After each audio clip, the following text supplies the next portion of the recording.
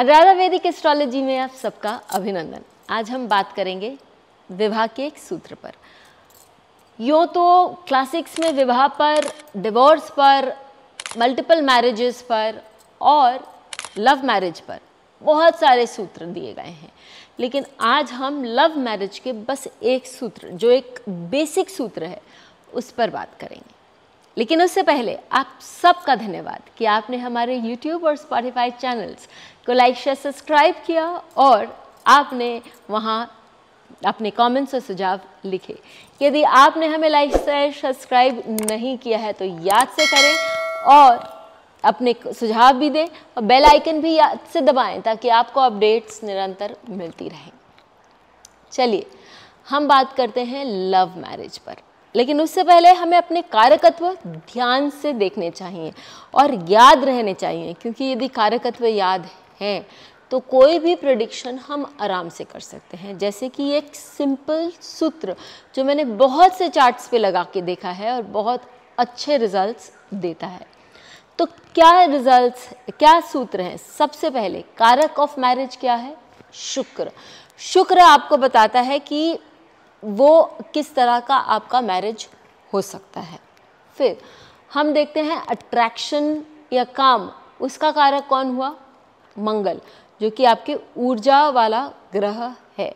जब हम मन की या भावुक भावनाओं की बात करते हैं तो हमको चंद्रमा की ओर देखना ही पड़ता है, क्योंकि चंद्रमा भावनाओं का कारक है। ये तो 3 कारक हुए जिनके बारे में हमें लव मैरिज या मैरिज के लिए देखना ही चाहिए। जो अपनी पसंदीदा मैरिज यदि व्यक्ति करना चाहता है तो फिर हम देखते हैं कि वो कौन से कारक या कौन से प्लैनेट्स हैं जो कि आपको आपके पसंद की मैरिज दे सकते हैं, जो आपके कम्युनिटी की ना हो या आपके जाति की, कास्ट, रिलीजन, उन सब से अलग हो।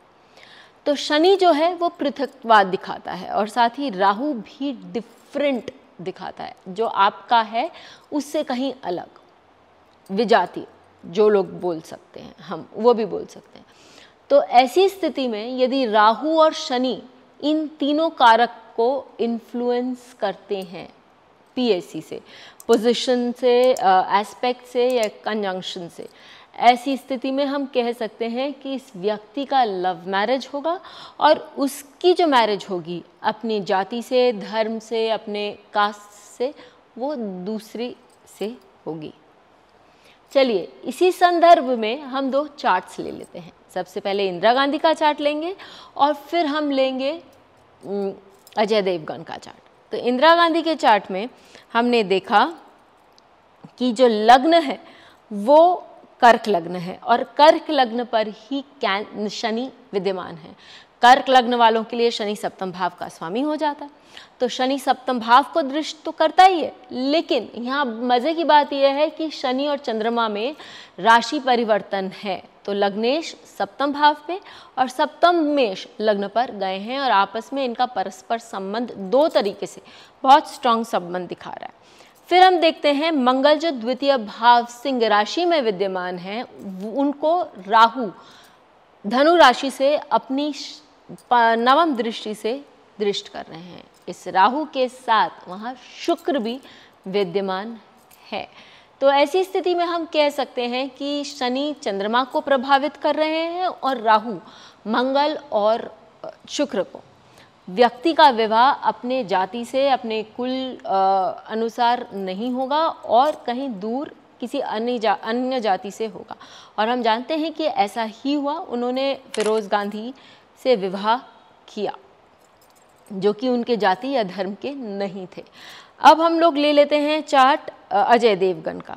अजय देवगन के चार्ट में हम देखते हैं कि उनका जो लग्न है वो भी कर्क लग्न है, लेकिन यहाँ हम देखते हैं कि शनि जो सप्तमेश है वो सप्तम भाव को तो दृष्ट कर रहे हैं, क्योंकि विवाह का जो भाव है वो सप्तम भाव है, तो उसका भी आपका कहीं ना कहीं कनेक्शन आना चाहिए। शनि सप्तम भाव को तो दृष्ट कर ही रहे हैं, लेकिन वो चंद्रमा या मंगल या शुक्र को दृष्ट नहीं कर रहे। फिर यदि आप नोटिस करेंगे तो राहु इन तीनों को दृष्ट कर रहे हैं। इनफैक्ट राहु वक्री शुक्र के साथ विद्यमान है, राहु केतु एक्सिस पे, और वक्री शुक्र जो है वो उच्च का, साथ ही वो चंद्रमा भी राहु केतु एक्सिस पे है, तो राहु उसको भी दृष्ट कर रहे हैं। मंगल स्वग्रही पंचम भाव का होकर, पंचमेश होकर पंचम भाव में विद्यमान है और राहु से दृष्ट है, अर्थात कि उनका लव अफेयर हुआ और उसके बाद उनका विवाह संपन्न हुआ। लेकिन ये भी हमें नज़र आ रहा है कि वो उनके जाति के नहीं थे। तो हाँ, काजोल और अजय देवगन ये दोनों अलग अलग जातियों को या अलग अलग रीजन्स से आते हैं। इस तरह हम दूसरों के चार्ट्स में, अपने चार्ट में या किसी और के चार्ट में लगा के देख सकते हैं कि इस व्यक्ति का क्या लव मैरिज होने की पॉसिबिलिटी है। यदि है तो हम शुक्र, मंगल और चंद्रमा इनको, और लड़कियों के केस में गुरु भी आप ले सकते हैं, इनको हम एक आधार मान के चलेंगे और साथ देखेंगे कि शनि और राहु क्या इनको इन्फ्लुएंस कर रहे हैं, सप्तम भाव से कहीं जुड़ रहे हैं, क्योंकि सप्तम भाव विवाह का भाव है। यदि सप्तम भाव, पंचम भाव ये जुड़ते हैं तो हम कह सकते हैं कि ये विवाह संपन्न होगा। फिर मिलेंगे, तब तक के लिए धन्यवाद। Please hit the bell icon for fresh updates. Don't forget to like, share and comment on the videos, and please subscribe to our channel.